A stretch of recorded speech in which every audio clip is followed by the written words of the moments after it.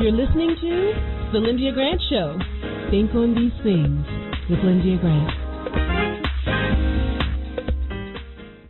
Well, good evening, Radio 1 listeners. It's good to be here with you this afternoon.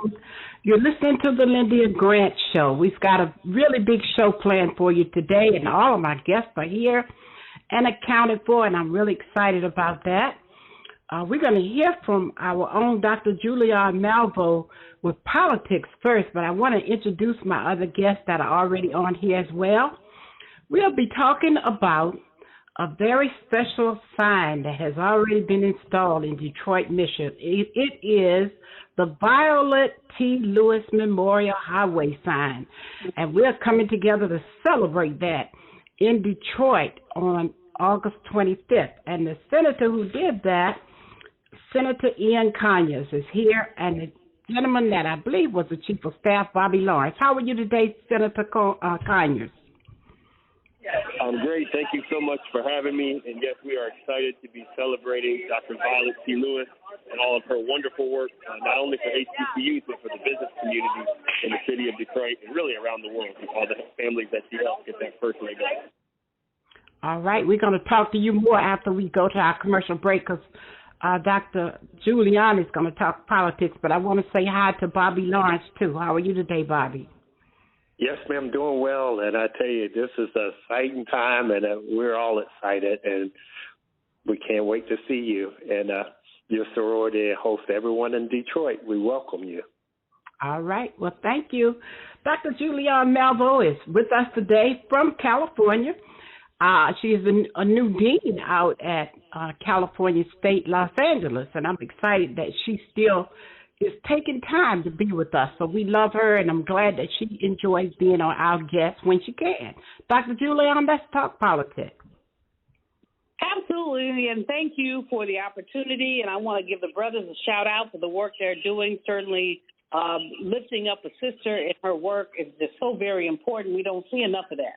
We just don't see enough of that. So I wish I could be in Detroit with y'all, but I'll be here in California trying to run my college. How that goes. Yes. Let's just talk a bit about what's going on in terms of legislation. Infrastructure has passed the Senate and it goes back to the House. Congresswoman Pelosi is saying that she's not prepared to deal with infrastructure until they deal with the budget. We're wondering if this is short-sighted or long-sighted. Certainly, the infrastructure piece is going to put a lot of money into a lot of communities, and communities are waiting for it and need it. At the same time, the infrastructure piece, Lyndia, from my perspective, is very, male-centered.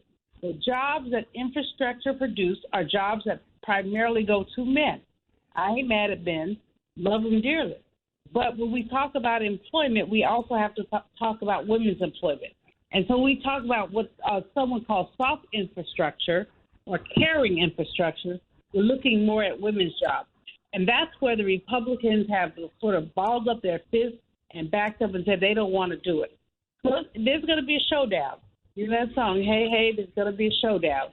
And Congresswoman Pelosi, who is the best political strategist I know, California girl, may have some opposition because there are some Democrats who say, let's just get infrastructure done and let's live to fight another day. So this is what we're going to be seeing in the next week or so as we deal with this.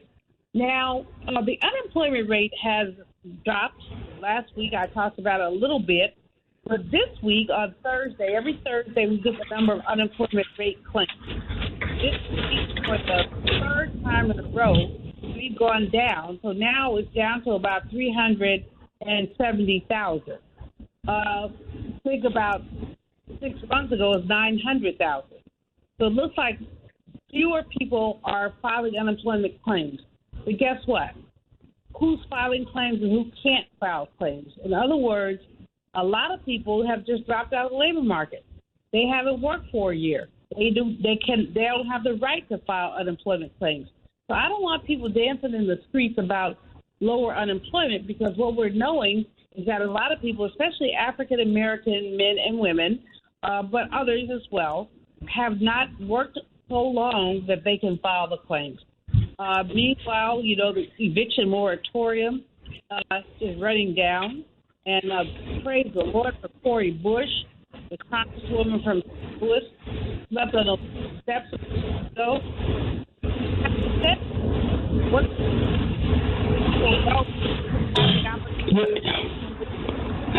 Your phone is going out, Dr. Julian. Can you move around to the window, maybe?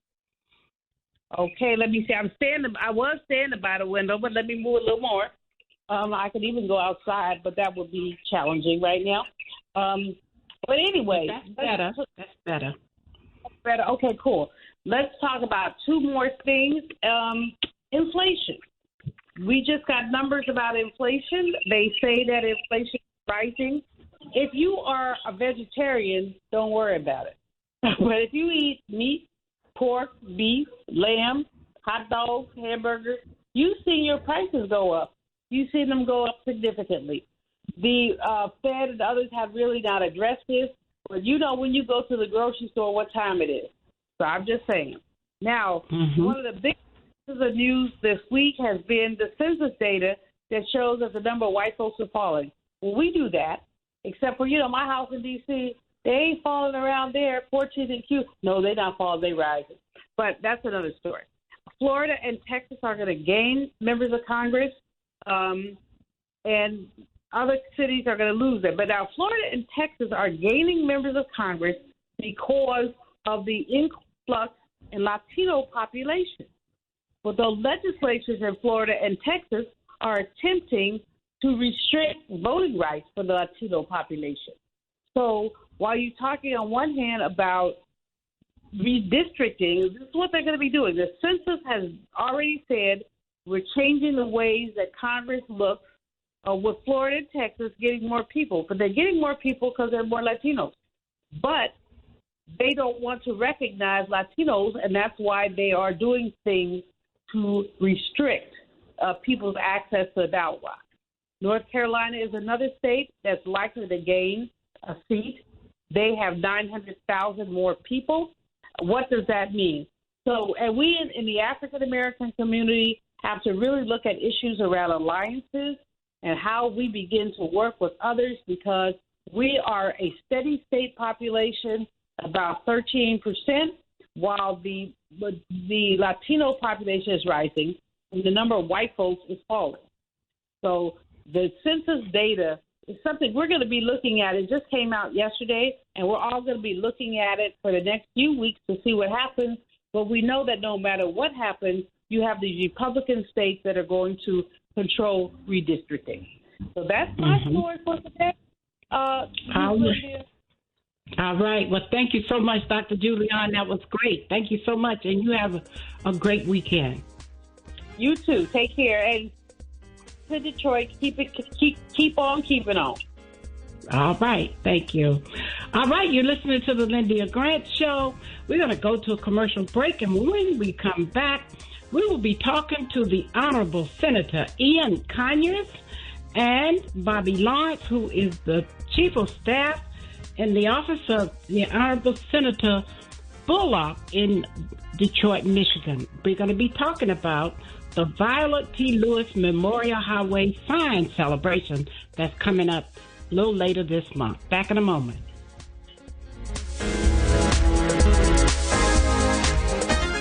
She heard my cry for help. If my care coach at AmeriHealth didn't take the time to listen to me, I don't know where I'd be.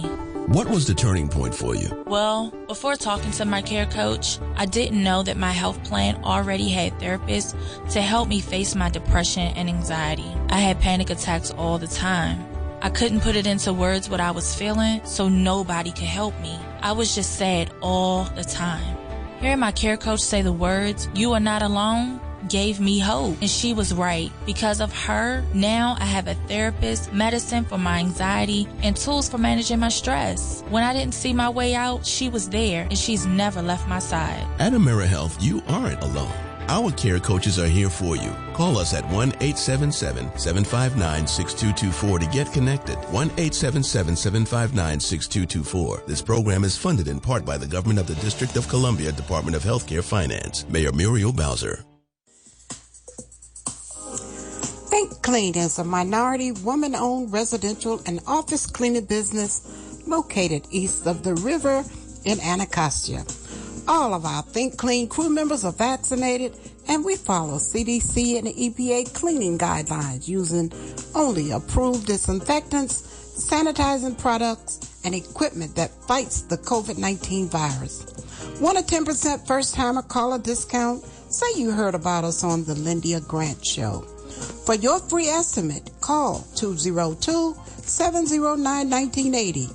Call us today. Think Clean, spell with a K. Washington and former religion columnist Lyndia Grant. Ida B. Wells, born into enslavement, was a journalist and activist. An avid reader, she read through the entire Bible many times. Wells was once asked to leave the ladies' car and sit in the colored train. She refused, and train officials pushed her. Ida B. Wells retaliated, but was pushed off the train at the next stop. A crowd of whites applauded. She vowed to get even. 3 of her close friends were lynched for opening businesses that cut into profits of whites. Everything changed for Wells. She spoke out internationally against lynching of blacks for the rest of her life. Through her efforts, lynching in America nearly disappeared by the time of her death. And NAACP founder, we salute Ida B. Wells for Women's History Month. Read more in the religion column of the Washington Informer, an award-winning African-American newspaper. We don't report crime or gossip, just positive news. Pick up the Washington Informer or visit us online at washingtoninformer.com. Call 202-561-4100 for more information.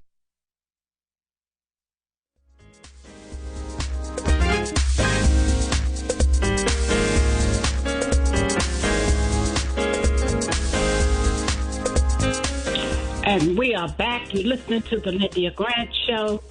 Now we're going to talk to our guest, the Honorable Senator Ian Conyers, who was the sponsor of Senate Bill 1137. He sponsored it while he was serving as senator for the state of Michigan. He's a Democrat, and we're so pleased to have him here. And we also have, that's going to join in with us, Chief of Staff Bobby Lawrence. So Senator Ian Conyers served from 2016 through 2019 for the state of Michigan, and he loved Lewis College of Business and Dr. Violet T. Lewis, and I'm going to let him talk about this now in his own way. Well, thank you so much for giving us the opportunity to talk on the wonderful platform, and we really just go back to, being a kid over on the west side and seeing the building, seeing people going in and out of it. I started to think, what is the way that we can honor the work that was done there? So often we know a few heroic women who have stepped forward, but they don't get the recognition they deserve. And I started to think about what is the way that the next generation can see and think about her dedication not only to the city, but to its future and to the next generation. And I thought that having a permanent marker up there would be a great opportunity to be able to celebrate the work that she did. On a personal note, I thought to myself, how many, times do we say that a woman is a hero, but we don't necessarily herald her the way that we do men in our own life? And so the more I read about her, the more I became, amazed and admired the work that she had done and wanted to start to model myself after the work that she had done. So it's just an honor to even be able to put the bill forward, to speak about HBCUs. But then we started the legislative journey. And as my former chief of staff, Bobby, who's still a chief of staff, who outranks me in his term in terms of how long he spent in the Capitol now, helped me shepherd it along on that journey to be able to take it from an idea, get the support of the community, get the support of other legislators, and finally have it signed into law. I really appreciate the opportunity to talk about it, and we are so excited in the next few weeks to be unveiling it and telling her story on a larger platform. Well, I want folks, the listeners, to know that he talked about reading about Dr. Violet T. Lewis. He was reading about her in a book written by her 2 daughters, Dr. Marjorie Harris and Dr. Phyllis Ponders. And the book is entitled On Her Own Terms. And so the granddaughter, Dr. Violet Ponders, has gotten some more copies because they ran out. So if you all are listening, you want a copy of On Her Own Terms, let us know because you can get a copy. And now I'm going to talk to Bobby Lawrence. Bobby, tell us how you feel about this celebration. I tell you, I'm so excited. And it was just a passion of Senator Conyers, but also it's a passion from you, Miss Grant. You just don't know. But I'm going to tell you how much you mean to this whole picture.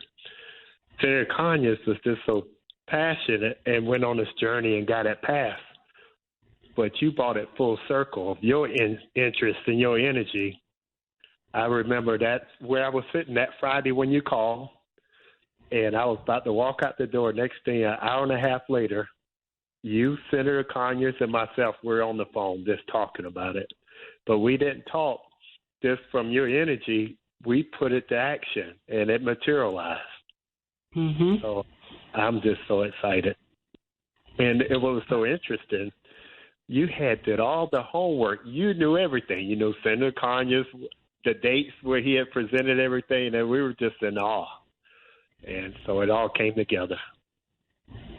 Well, I thank you for saying that. I didn't put myself in any of the press releases, but I know how you sometimes got to just work quietly in the background to get things done. So to me, this felt like, I'm like Senator Conyers, this was something that needed to happen. And I was determined to be one of the vessels to help make that happen. So I could feel the senator's energy when I was reading stuff about him, all those articles and photographs of him holding the sign. Senator Conyers, talk a little bit more about it.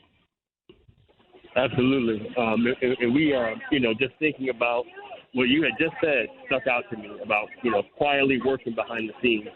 When we were going about this bill, we didn't have a Democrat support in the governor's seat or in the Senate or in the House. In fact, we were in a 27-11 minority. And so we had to work quietly to gain support, to gain sponsors, to get the chair of the Transportation Committee, who since passed, to Tom Casperson, to get the support, and then to get the support of Representative Kristen Cole, both who are not in the Democratic Party. And finally it came down to expressing support to Governor Snyder at the time. And the bill was signed on the very last day. We had to keep the pressure going for nearly 2 years since we ever introduced the bill, quietly and do everything we could, because in the state of Michigan, many people don't realize that highway naming is only reserved for military officers fallen or police officers fallen.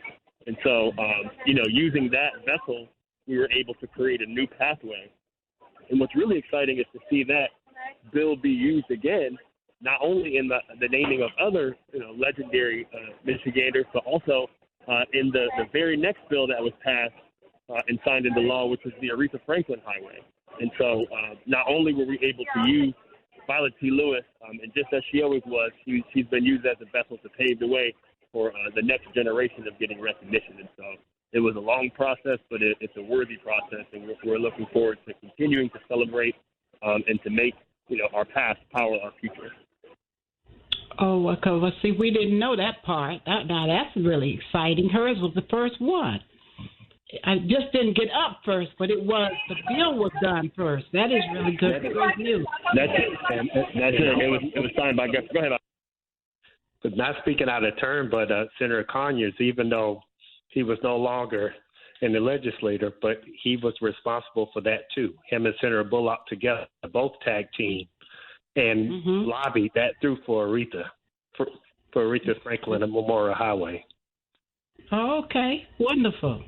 Well, we're making news over here today, you all. You're listening to the Lyndia Grant Show. We're talking to the Honorable Senator Ian Conyers out of Michigan, who served the citizens of Detroit from 2016 to 2019, and his Chief of Staff, Bobby Lawrence, who served under Senator Conyers, and now he's still serving under Senator Bullock. So we are talking about a celebration that's coming up. In case you don't know, the unveiling of the sign. The sign is already up, but we're going to have a celebration so that everybody knows. We're putting it in every newspaper we can, trying to get some TV cameras out. And it's going to be held at the College of Creative Studies campus, located at 207 North Kirby in Detroit, Michigan. And so it's going to pay homage to Dr. Violet T. Lewis for Lewis College of Business serving the citizens of Detroit and Indianapolis for more than 80 years. and it was Michigan's only historical black college, HBCU. It was signed into law by then Governor Rick Snyder, who was a Republican. So I just wanted to give you all a little bit of background. And next week we're going to have the granddaughter, Dr. Violet Ponders, is going to be my guest. She'll have a different spin. She's going to be talking more about Dr. Violet T. Lewis. And we wanted to talk a little bit now about the actual program that's going to happen.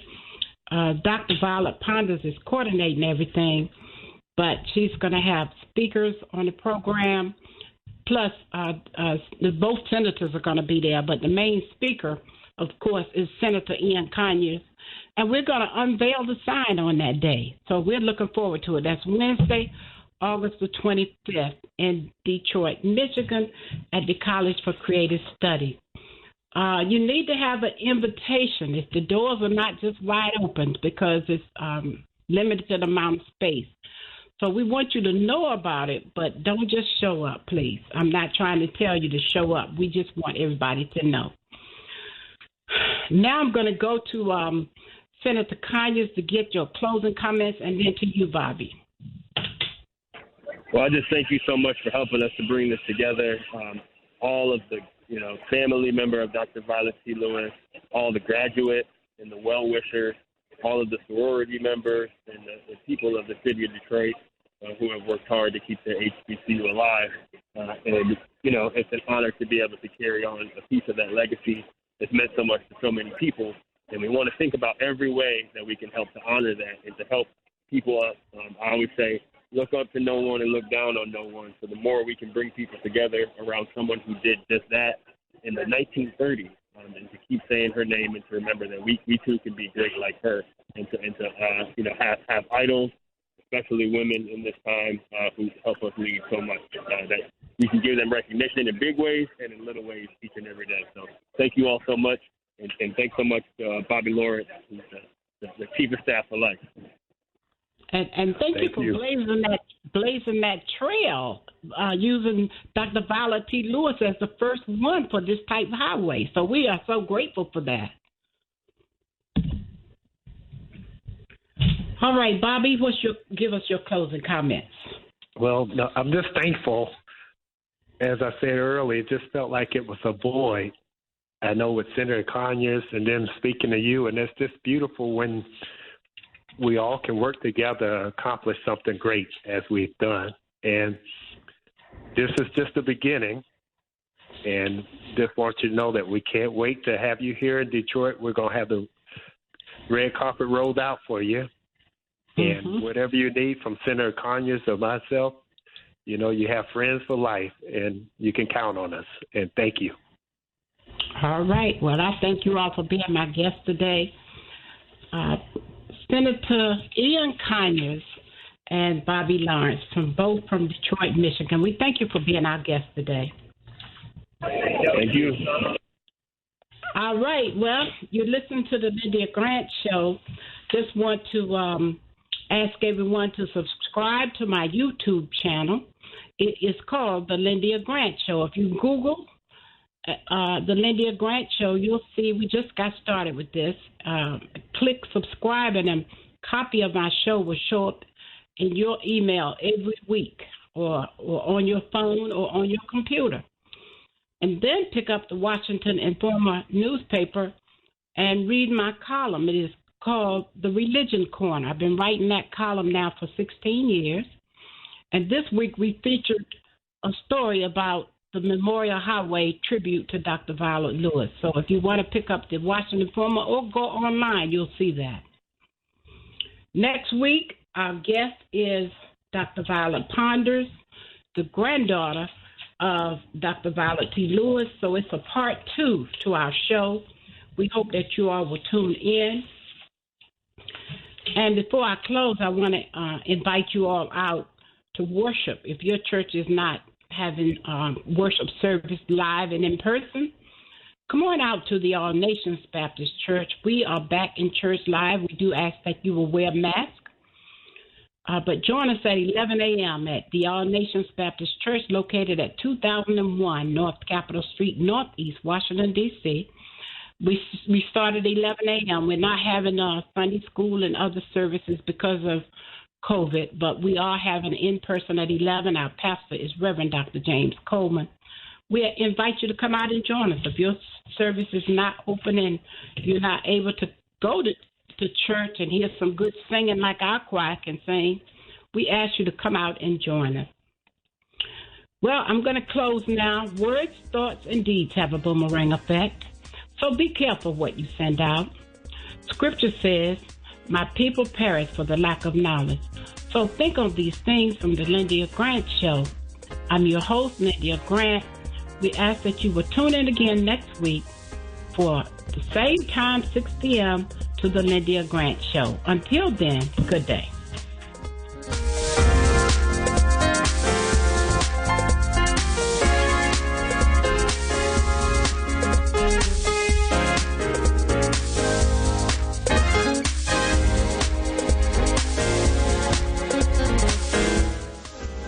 Thank you for listening to the Lyndia Grant Show. Think on these things with your host, Lyndia Grant.